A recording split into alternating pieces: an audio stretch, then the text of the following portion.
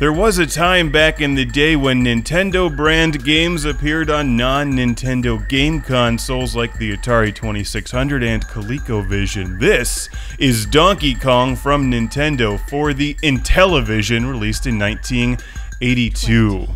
Are you even listening to me? Useless. Well, at least he's playing Vectrex. Gather round the campfire, kids. Let's hear the tale of the review of Donkey Kong for the IntelliVision. A review with 2 marks. How you doing today? Well, I'd be a lot better if I hadn't been playing this game. That's true, and you should probably mention the campfire is fueled by burning IntelliVisions. But only IntelliVision 1s, the original IntelliVisions. That's right, Mark, because all of the other IntelliVision reviews on Classic Game Room will use the IntelliVision 2, except Donkey Kong, because as this giant sticker says, this is not for use with IntelliVision 2. And as an IntelliVision 2 owner, I can only say, screw you, IntelliVision. We're playing a 2-player game of Donkey Kong here against myself because the IntelliVision 1 has hardwired controllers, one of which is broken on this game console.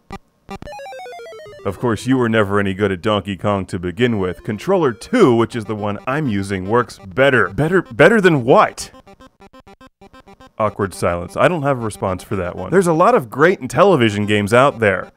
This isn't one of them. In fact, this is the worst version of Donkey Kong that we've ever played. It really is. It sucks. It's so bad, in fact, that they couldn't even include a screenshot of the game on the packaging. They were embarrassed to show their own game. Mario looks like Porky Pig. Instead of showing a screenshot of what the game really looks like, the designers used a photo of the Donkey Kong arcade machine, half covered up by that not for use with IntelliVision 2 sticker. I wonder what kind of strange licensing deals prevented this game from being played on the IntelliVision 2. I like that there's a giant manufactured by Coleco logo on the front of the box. What it should have said is, buy a ColecoVision. But the ColecoVision didn't have a thing that could talk to you, did it?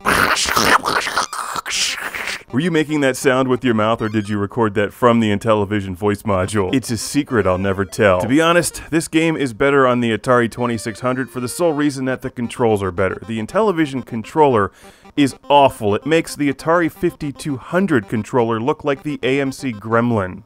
Is that a compliment or an insult? A little bit of both. This game doesn't play very well either. You have to jump a calendar year ahead of the barrels when you're trying to leap over them. It only has 2 of the levels, and while it may look better than the Atari 2600 version, it doesn't even come close to the ColecoVision or Atari 7800. But this is a 1982 release for the IntelliVision, and, by the way, it's not for use with IntelliVision 2. I believe the IntelliVision 2 was released in 1983, and by that point I think they had some kind of chip that blocked third-party titles, and Nintendo would have certainly been a third-party title for Mattel's IntelliVision. What's fun about this is, of course, seeing a Nintendo game on a non-Nintendo game console.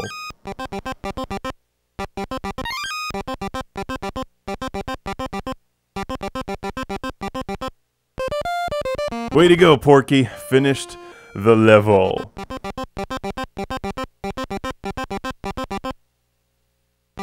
We'll be reviewing a lot of IntelliVision games on this show, but of course, we'll be using the IntelliVision 2.